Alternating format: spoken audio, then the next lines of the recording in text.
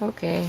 Here we are in the greenhouse for really nearly the last wave of things to sort of come through the greenhouse in the 2013 season, and that is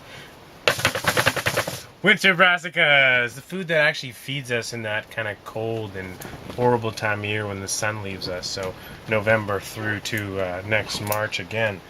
I have a whole bunch of kales. Kale is a mainstay of a diet here on the coast through the wintertime and the early spring. So I have winter boar, rainbow lacinato, red Russian kale, Nero de Toscana, and a curled Scotch kale. So lots of variety. They're all going to kind of mature differently.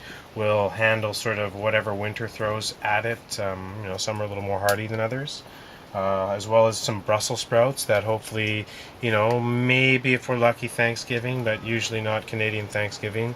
But for sure by Christmas time there'll be some tasty Brussels sprouts to eat.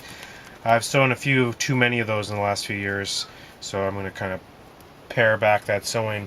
Well, a lot of the crops we grow in the summertime are really for market and for the CSA. This is when I'm really just sort of thinking about feeding myself and my family. So I don't really need as much. The kale goes to market still. I'm going to sow a lot of that. But the Brussels sprouts is really just for winter consumption. The other thing we're sowing is a few varieties of winter cabbage.